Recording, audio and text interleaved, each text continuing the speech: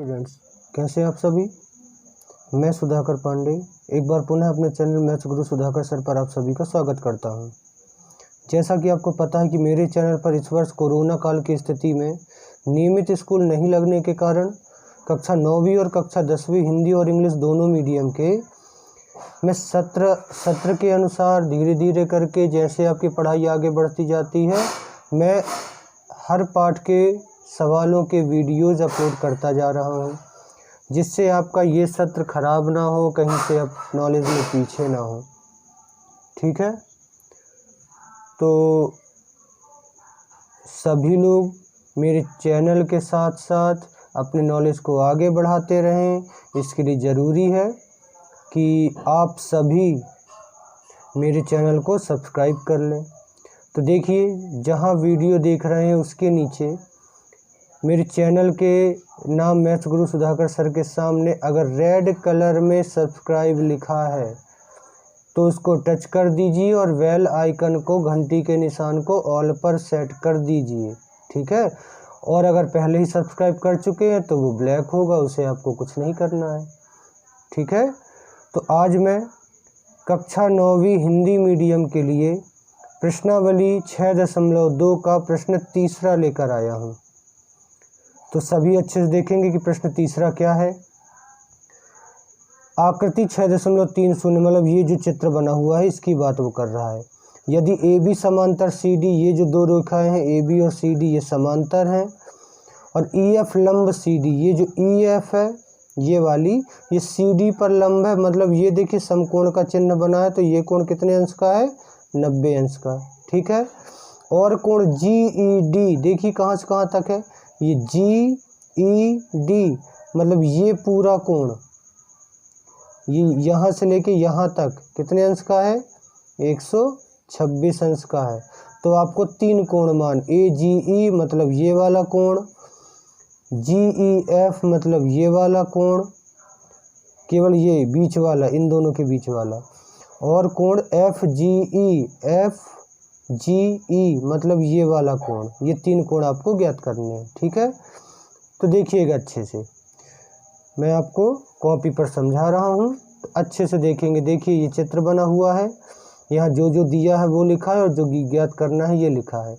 ये क्या लिखा है, एफ ई डी मतलब ये वाला कोण, एफ ई डी ये लंब है, मतलब ये वाला कोण कितने अंश का होगा, 90 अंश का, इसलिए उसको यहाँ लिख लिया है।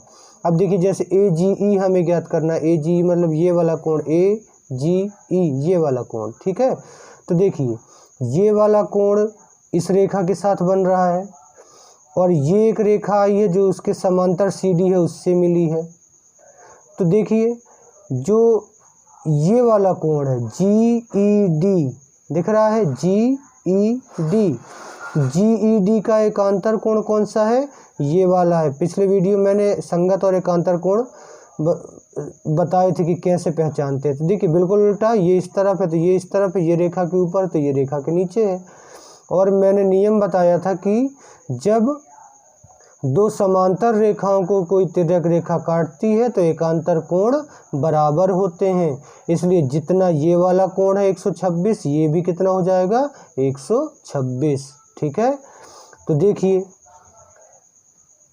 कि चूंकि ए बी समांतर है किसके, सी डी के, व ये जो जी ई है, जी ई क्या है, उनकी तिर्यक रेखा है तिर्यक रेखा।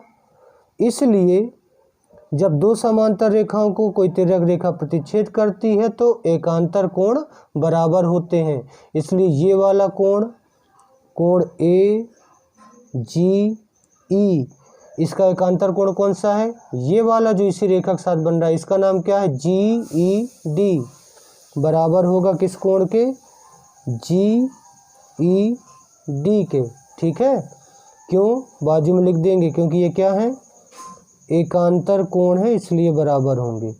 अब यहाँ जी डी का मान है हमारे पास, ये देखिए, तो इसकी जगह उसका मान रख दीजिए, तो क्या हो जाएगा, कोण ए जी ई बराबर 126 अंश, ये आपका पहला आंसर आ गया। ठीक है, फिर ऐसे ही देखिए दूसरा है GEF, दूसरा कोण GEF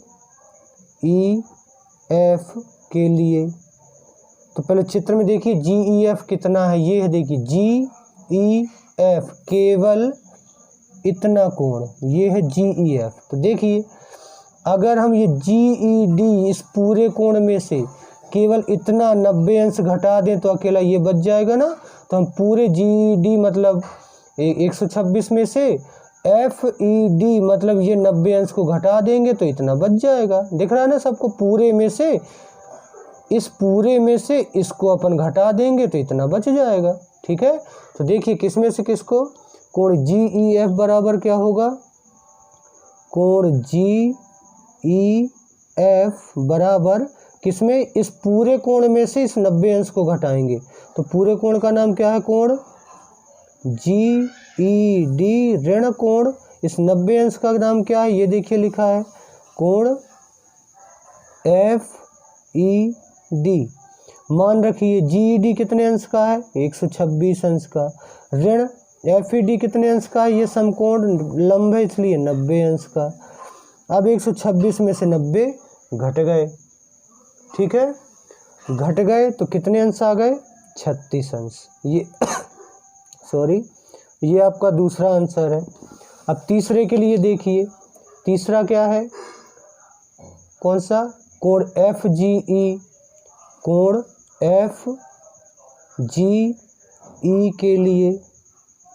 तो पहले चित्र में देखिए FGE कहाँ है, FGE मतलब ये वाला कोण।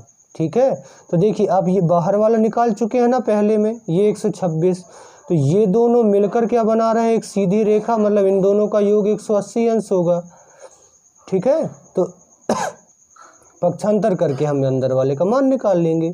तो देखिए इन दोनों का नाम, मतलब इस बाहर वाले का नाम क्या है, कोण AGE, धन कोण अंदर वाले का नाम क्या है, जो हमें ज्ञात करना है, मतलब FGE बराबर कितना हो जाएगा, 180 अंश। क्यों, क्योंकि ये क्या है, रैखिक युग्म है। ठीक है, अब मान रख दीजिए कि AGE हमने कितना निकाल लिया था, 126 अंश धन कोण, FGE बराबर 180 अंश, 126 का पक्षांतर कर दिया को, तो कोण FGE बराबर 180 अंश ऋण 126 अंश। ठीक है, और ये घट गए तो आ गए 54 अंश। ये आपका तीसरा आंसर आया सभी की समझ में। एक बार पुनः समझ लेंगे अच्छे से तो बिल्कुल समझ में आ जाएगा, बस नियम आपको याद रखने हैं। ठीक है, तो सभी लोग वीडियो को लाइक और शेयर ज़रूर करेंगे। Thank you.